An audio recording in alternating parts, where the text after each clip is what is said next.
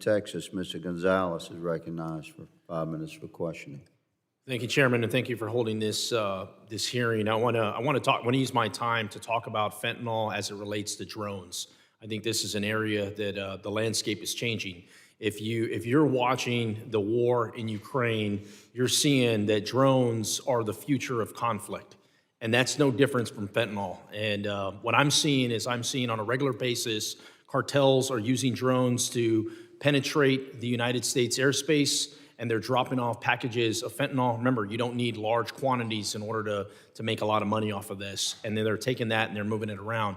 Well, let me just set the tone. Imagine if you're in a soccer field and all of a sudden there's a drone that flies over with fentanyl, and it doesn't drop it to get picked up and get sold somewhere. It just drops it in the stadium.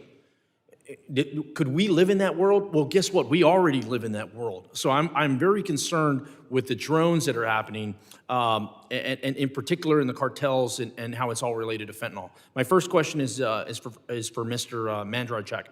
Can you speak to any trends or observations you have seen with the recent rise in the use of drones to smuggle drugs across the border? Thank you, sir.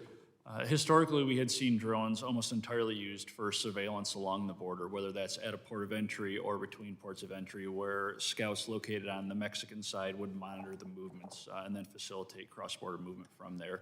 We have started to see an increased number of SUAS incursions crossing the border, some of which are for surveillance purposes, but we have seen increased use, smuggling of some narcotics, primarily hard narcotics, those that, as you mentioned, don't require larger quantities for movement.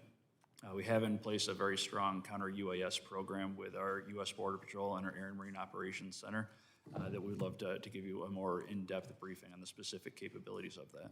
Great, thank you. I was just in El Paso a few weeks ago, and I visited two areas. One, I visited the Clint Station, Border Patrol Station. This is an area in the El Paso sector, but it's not the main one. It's not what you see on TV. It's one of the sectors that is in the lower valley, and it is historically known that this is the area that is most trafficked.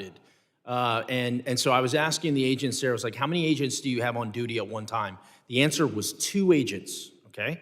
My next question was, how much contraband have you apprehended this year? Guess what the answer was? 0.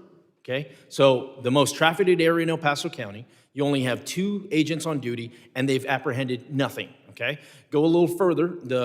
Outside the city limits of El Paso is a brand new soft-sided facility. It's like going to the Dallas Cowboy Stadium. Okay, it's like Disneyland.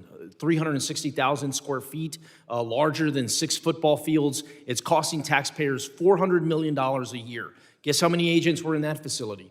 208. What I'm getting at is we're putting all our resources into the humanitarian piece of it, and there's nobody on the field to actually stop some of the traffic that's happening.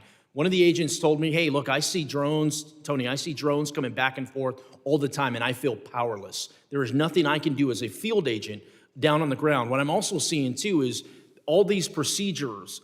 You have to go through all these procedurals to be able to go all the way up the chain in order to get a response back. Once again, we are living in a different environment where things are tactical. You got to be able to give the agent the tools that they need to succeed in a real-time environment if we're going to save lives. I've got 1 minute left. Let me ask one more question. Once again for you, Mr. Mandrachek.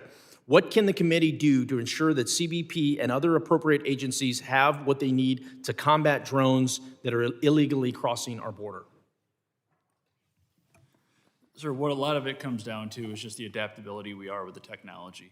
The speed at which that grows, they're very cheap to collect, to produce, so it's kind of a twofold effort. So it's actually attacking logistical supply chains behind those to prevent those being moved into the hands of TCOs to use for facilitation, but also support in the technology to not just detect, but also safely bring down those pieces of aircraft, and then the exploitation after that. A significant investment from a technology and an expertise standpoint. Well, I'd love to take you up on your offer and sit down and walk through this, in particular to these UAS vehicles that we can defeat, and talk about it not only in regards to the Homeland Security Committee, but I also sit in the Appropriations Committee. How can we give real money to real programs that work? I'm very interested in that. Would love to follow up with you, Mr. Chairman. I'm out of time. I yield back. Gentleman yields. The gentleman